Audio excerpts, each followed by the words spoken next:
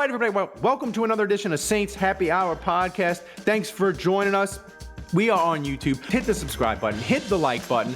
Go to saintshappyhour.com and become a freaking patron. Support the best Saints podcast on earth.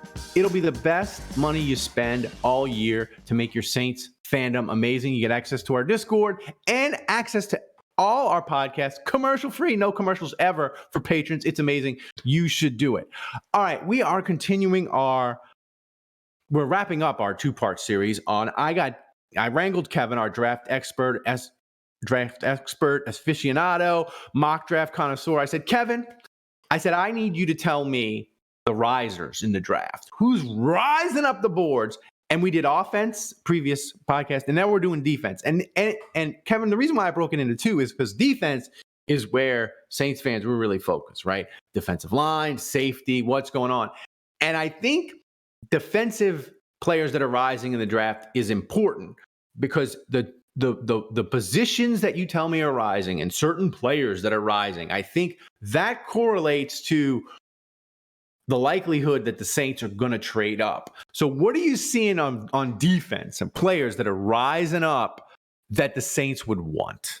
So that whole rising thing, the defensive line, your tackles, your edge rushers, those are pretty level.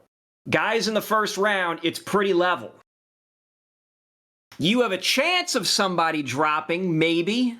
Mm-hmm. But if the Saints want somebody, like if they want, now I can't remember the Pitt guy's name because I've sort of like Cansey. Yeah, I've sort of like tossed him from my Cansey. memory because somebody in one of our groups said he's got short arms. He's got T-Rex arms. Yeah, he's got the T-Rex. Yeah, arms. We can't do anything with that. And then everybody's like getting a big rubbery one for Lucas Van Ness. Yeah, and he's going. He ain't going to be there by, I think, pick 15. So if the Saints want somebody like that, they're going to have to trade up anyway. The spots in the rise that I see are later. Hence why this was so much fun for me, because again, I go through all 7 rounds whenever I do a mock draft.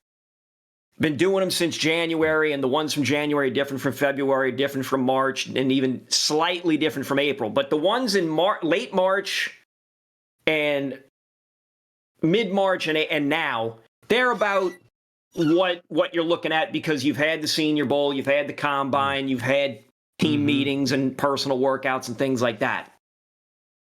So, I've got 4 names on defense that I'm bringing to you in order.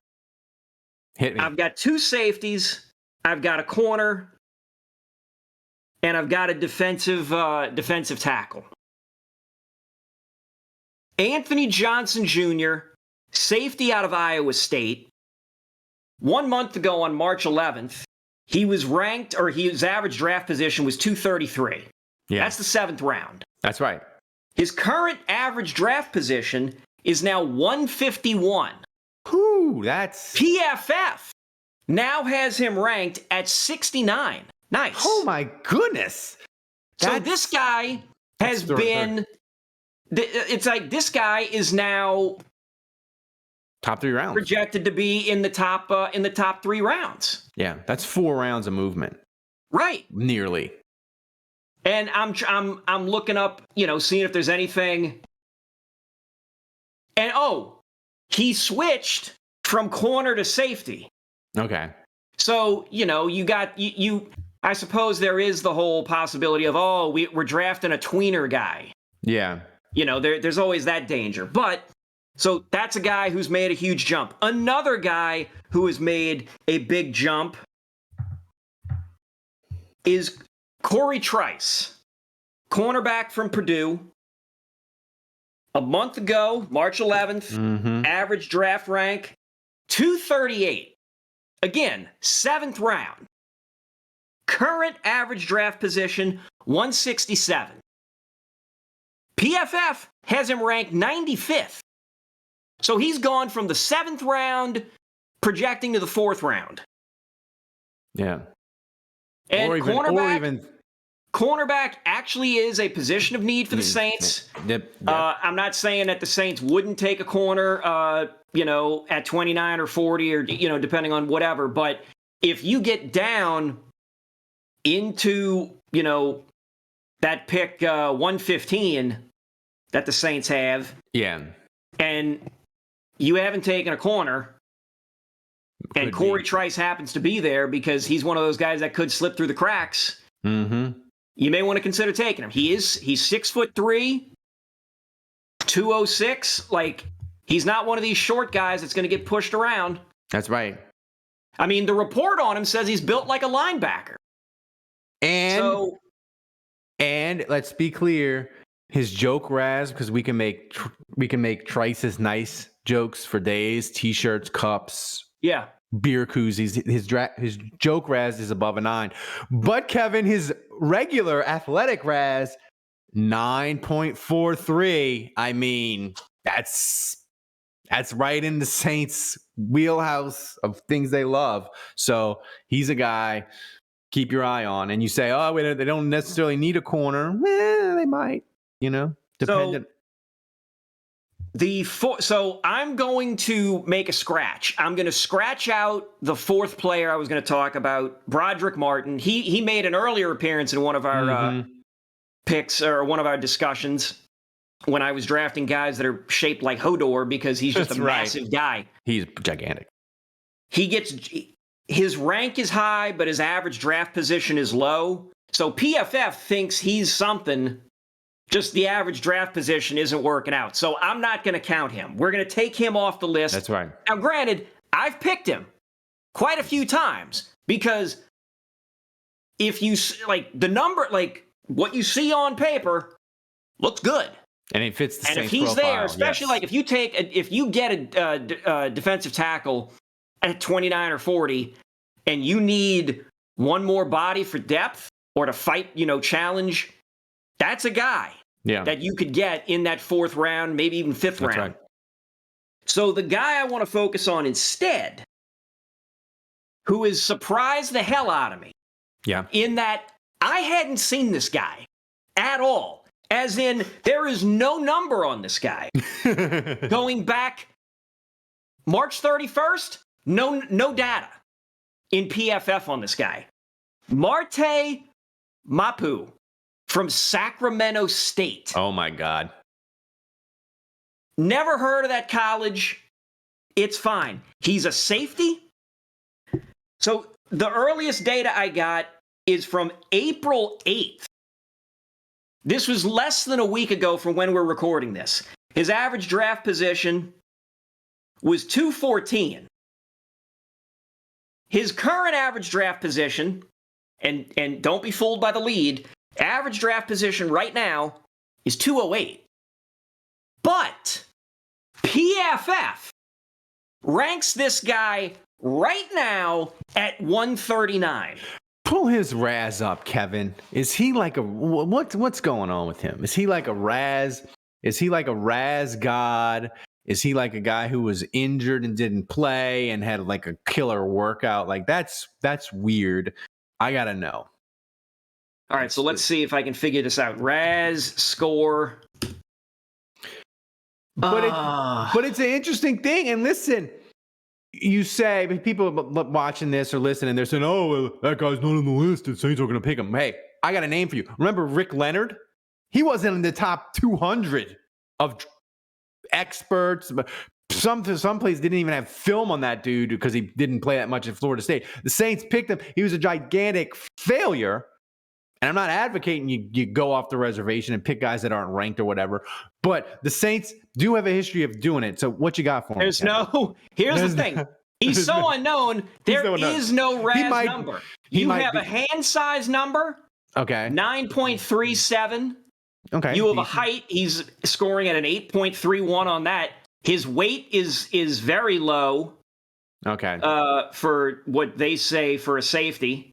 Actually, Raz has him checked in as a linebacker. So Raz is calculating his ass at a linebacker, but in reality, he's looked at as a safety. Interesting. So again, you could be looking at another tweener type situation here. Yeah. And I'm going back to PFF because I want to make sure I'm looking at area. God, it's so weird just seeing a guy like show up out of the blue like this. Well, it's interesting, and it's a reminder that we may view him as a tweener. Draft experts may view him as a tweener, but there may be some NFL team out there that's like, he's not a tweener, he's a linebacker. He's not a tweener, he's a safety. The PFF analysis does acknowledge he has a physical style of play and that teams may look at him as a linebacker. Yeah. So if somebody wants linebacker depth or safety depth, I mean, shit, this guy could be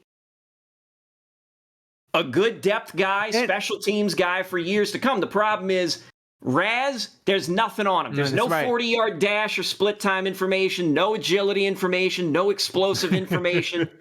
This guy is an enigma. Well, and here's the thing, too. And remember, the Saints did this with Zach Bond, where he, in college, was a rush linebacker.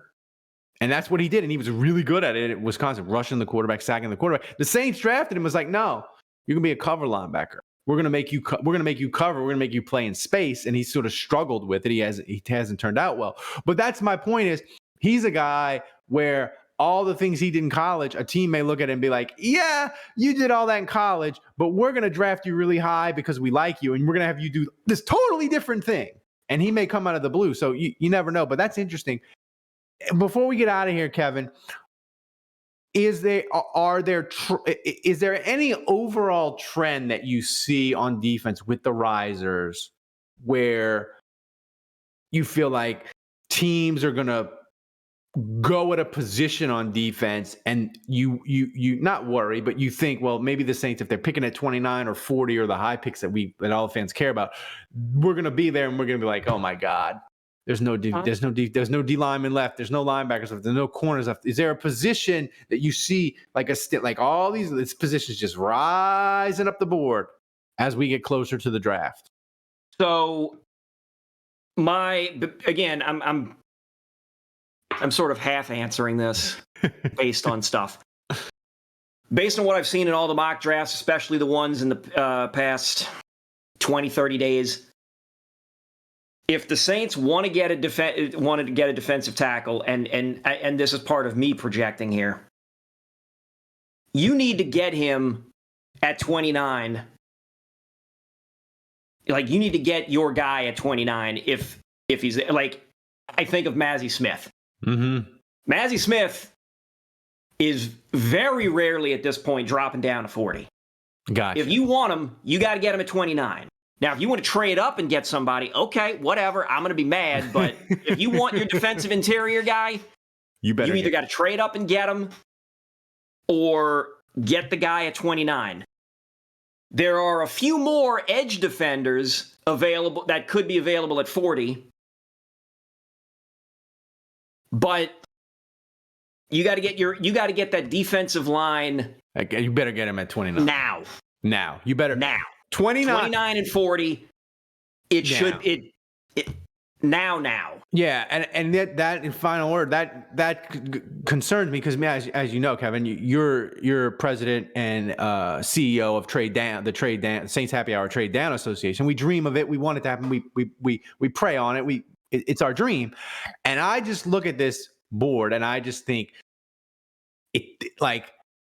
I worry that the Saints are going to be there at 29 and they're going to be like, we only have X amount of defensive linemen rated in the top 40. So we can't even wait till we're at 29. We have to go right now. And that's my fear. Like the Saints are notoriously impatient in the draft. And you're just telling me that impatience might be exacerbated by what you see in the draft and when it ties to their needs. So my hopes and dreams of trading down are fading. Not only that, I'm starting to fear that the 2024 first will be in play because the desperation. And don't do that to me. Don't crank put up. that Yeah, you energy did it out to here. me. Don't put You those did it to negative me. vibrations out here. You did it to me. You Knock just said off the negative pick 'em at waves. 29. You just said pick him at 29. You better get it done. I'm just saying. Like, I don't do 900 mock drafts a day. I just go off what you tell me. I'm not a draft If expert. Mazzie Smith is there at 29, get him. That's a good way to end it. Guys, thanks for joining us. Hit that subscribe button on YouTube. Hit that like button on YouTube. Go to saintshappyhour.com. Subscribe. Become a patron. If you're listening and you are a patron, become an annual patron. You get 2 months for free and you get a thank you gift. So you should do it. So thanks to Kevin. Thanks for Thomas running the show back in Poland, doing an amazing job. Guys, thanks for joining us. And until next time, the bar is closed.